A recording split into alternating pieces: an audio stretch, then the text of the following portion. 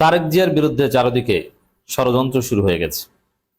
এমন ষড়যন্ত্র শুরু হয়ে গেছে, বিএনপি সরকারের পাশে দাঁড়াচ্ছে জামাত ইসলামী।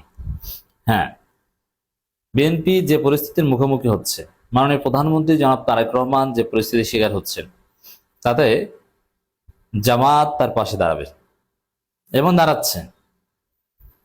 এবং যে লড়াই তারেক রহমানকে করতে হবে টিকে থাকতে হলে, জামাতকে সাথে নিয়ে সেই লড়াই করতে হবে। এবং জামাতও অনিবার্যভাবে তারেক রহমানের পাশে দাঁড়াবে, কারণ এখন পর্যন্ত তারেক রহমান, জামাত, বিএনপি, জামাত, এদের কমন ইন্টারেস্ট এক, এদের গতিপথ এক। এখন পর্যন্ত তারা আলাদা আলাদা লক্ষ্য উদ্দেশ্যে যায়নি, কমন এনিমিও এক। দেখেন, ভারতের সাথে তারেক রহমানের একটা আন্ডারস্ট্যান্ডিং হয়েছে, ইটস ট্রু। এটা ক্ষমতার আগের কথা। এখন ক্ষমতায় আসতে অনেকের সাথে আসার জন্য অনেকের সাথে অনেক আন্ডারস্ট্যান্ডিং হয়, কিন্তু ক্ষমতায় আসার পর সে আন্ডারস্ট্যান্ডিং অনেক কিছু থাকে না।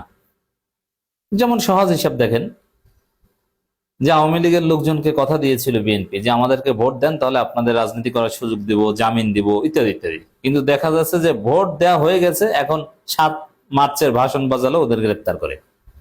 যারা অফিস খুলতে গিয়েছিল প্রত্যেককে গ্রেপ্তার করছে সিসিটিভি ফুটেজ দেখে দেখে। নির্বাচনের আগে অনেক কিছু বলা হয়, কিন্তু নির্বাচন পর ওটা থাকে না। তা ভারতের সাথে তারেক রহমানের যে আন্ডারস্ট্যান্ডিং হয়েছিল, that was before election, but after election, after winning, ওইটার উপর তারেক রহমান ইস্তেকামাত নাই বা থাকবেন না। ভারতের অনেক অ্যাসাইনমেন্টই তারেক রহমান বাস্তবায়ন করবেন না, কিছু কিছু হয়তো বা করবেন। এখন ব্যালেন্স করার চেষ্টা করবেন বা দর কষাকষি করার চেষ্টা করবেন।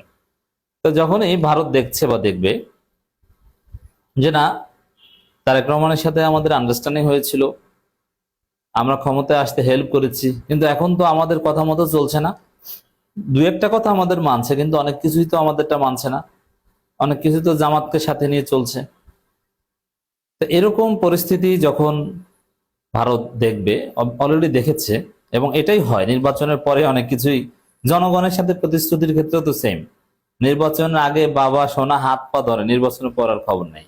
এটা আন্তর্জাতিক শক্তিগুলোর সাথে আন্ডারস্ট্যান্ডিং এর ক্ষেত্রে সেম। নির্বাচনের আগে ঠিক আছে আপনি আব্বা, নির্বাচনের পর তুমি কি।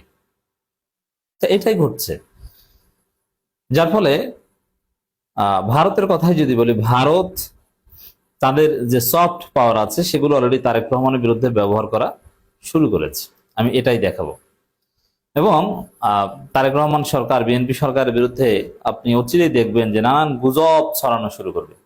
তাদের মাথা অলরেডি খারাপ হয়ে গেছে। যেমন এই যে জাতীয় সংসদে জামাতের শহীদ নেতাদের নামে বিনা বিতর্কে, বিনা বাধায় শোক প্রস্তাব উত্থাপিত হওয়া, যাদেরকে ভারত বা আওয়ামী লীগ শাহবাগের রাজাকার বলে, স্বাধীনতা বিরোধী যুদ্ধাপরাধী বলে, তাদেরকে বিএনপি সরকার যে সম্মান দিয়েছে, বিএনপির চিফ হুইপ যেভাবে শহীদ, আল্লামা ইত্যাদি ইত্যাদি বলেছে, এবং বীর মুক্তিযোদ্ধা মাননীয় স্পিকার যেভাবে এটাকে বিনা প্রশ্নে অ্যাপ্রিসিয়েট করে গ্রহণ করে নিয়েছেন, কিন্তু ভারতের মাথা খারাপ, ভারতপন্থীদের মাথা খারাপ, ভারতপন্থী সফট পাওয়ারের মাথা খারাপ। এবং আওয়ামী লীগের লোকজনকে 7 মার্চের ভাষণ বাজানোর অভিযোগে যেভাবে গ্রেপ্তার করছে, এমনকি 15ই আগস্ট থেকে শুরু করে আওয়ামী রিলেটেড সব দিবস যেভাবে ইউনূসের মতো তারেক রহমান বাতিল করে দিয়েছে, এতে ভারতের মাথা খারাপ।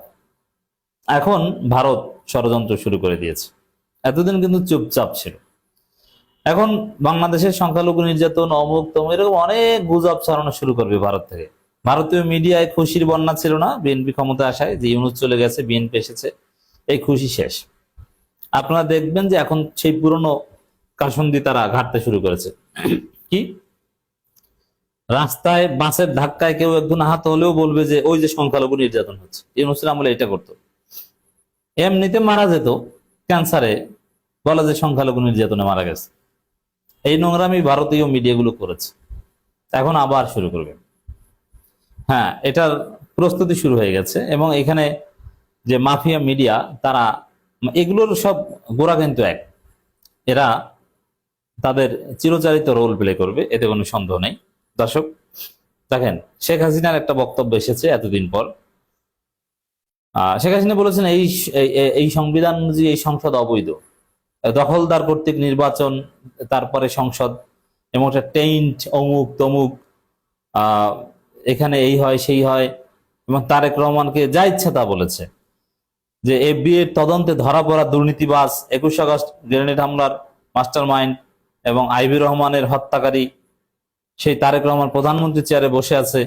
আমি আর কি বলবো, অমুক তমুক নানান কিছু শেখ হাসিনা বলেছেন, শেখ হাসিনা অডিও এসেছে আমাদের কাছে। এখন শেখ হাসিনা এই কথাটা নির্বাচনের 1 মাসেরও বেশি সময় পর বলেছেন। এতদিন কিন্তু চুপ ছিলেন, কেন বলেছেন? এটাই খেলা, যে এতদিন আন্ডারস্ট্যান্ডিংটা ছিল, কিন্তু এখন যে দেখছে যে না আওয়ামী লীগকে ধরা শুরু করেছে, এখন তারেক রহমান 21 আগস্ট গ্রেনেড হামলার মাস্টার মাইন্ড, আইবি রহমান হত্যা মামলার মাস্টার মাইন্ড, অনেক কিছু এখন সামনে আসছে। এবং ভারতও দেখবেন, ভারত হাসিনা এরা একই লাইনে বলছে। ভারত সরকারের দৃষ্টিভঙ্গি, হাসিনার বক্তব্য একই সূত্রে গাথা, এবং ভারতীয় মিডিয়াগুলো নানান কথা বলা শুরু করেছে। এই যে বাংলাদেশে সংখ্যালঘু নির্যাতনের ঘটনা 1 মাস একদম ছিল না বললেই চলে মিডিয়ার কাছে, এখন তারা এগুলো প্রচার করছে। এবং ভারতপন্থী যারা অ্যাক্টিভিস্ট আছে হিন্দুদের মধ্যে, তারা বিভিন্ন তথ্যপত্র নিয়ে বাজারে হাজির হয়েছে, এই যে সংখ্যালঘু নির্যাতন হয়েছে অমুক। এতদিন কিন্তু চুপ ছিল। এখন এই জায়গায় এই যে অপপ্রচারগুলো ডিবাং করতে জামাতের লোকজন এগিয়ে আসবে, এবং আসছে অলরেডি, বিএনপি সরকারের পাশে দাঁড়াচ্ছে। দর্শক, দি ডিসেন্ট একটা চমৎকার কাজ করেছে তারা। তাদের একটা রিপোর্ট দেখেন, আওয়ামী লীগ ও ভারতের হয়ে ডিসইনফরমেশন ছড়ানো প্রতিষ্ঠান মানবাধিকার সংগঠন হয়ে ফিরল দেশি মিডিয়ায়। এবং প্রথম আলো এরা কারা? এত ভারতের দালাল, who doesn't know that?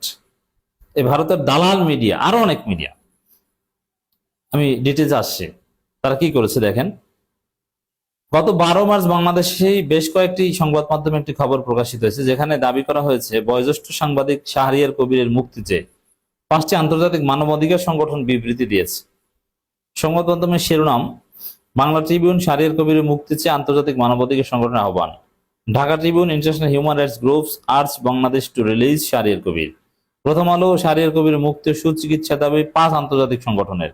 The Daily star Bangla, Shahriar কবিরের মুক্তি চেয়ে বৈশ্বিক নাগরিক সমাজের আহ্বান। ওর বাবারে, বৈশ্বিক নাগরিক সমাজের আহ্বান! তোর কেমন বৈশ্বিক নাগরিক সমাজ দেখেন। দি ডেইলি স্টার ইংরেজি, release Shahriar Kabir immediately, global civil society urge organisations appeal to prime minister. একবার প্রাইম মিনিস্টারের কাছে আবেদন করে। এরকম প্রত্যেকটা আর অনেক পত্রিকার শিরোনাম একই রকমের। এখন যেসব আন্তর্জাতিক সংগঠনের নাম দেখানো হয়েছে, এগুলো কিচ্ছু না, কোনো আন্তর্জাতিক সংগঠন না। এগুলো হচ্ছে ভারতের ব্যক্তি মালিকানাধীন বিভিন্ন প্রতিষ্ঠান, এবং এগুলো সব ডিসেন্ট সবার পরিচয় তুলে ধরেছে। এবং এরা ইউনূসের বিরুদ্ধে কুৎসা করতো এতদিন, এবং নানান উল্টোপাল্টা তথ্য ছড়াতো, এবং এদের সাথে আওয়ামী লীগের ঘনিষ্ঠ সম্পর্ক, শেখ হাসিনার সাথে মিটিং, অমুকের সাথে কোনটা হাসান মাহমুদের সাথে, এইসব হাবিজাবি প্রতিষ্ঠানকে আন্তর্জাতিক মানবাধিকার সংগঠন বানিয়ে, বৈশ্বিক সিভিল সোসাইটি বানিয়ে মিডিয়া প্রচার করছে। আর এই সব অপপ্রচারকে ডিবাং করছে জামাতের লোকজন। তো দর্শক, এইভাবে জামাতের এবং শেখ হাসিনা গালি কিন্তু জামাতের চাইতে এখন তারেক রহমানকে বেশি দিচ্ছে, প্রতিবাদ করছে জামাতের লোকজন। তো তারেক রহমান বিরুদ্ধে আরো ভয়ানক ষড়যন্ত্র সামনে হবে, এবং জামাতের লোকজন সেটা ডিবাং করবে। এটা হচ্ছে বাংলাদেশের রাজনীতির একটা বাস্তবতা।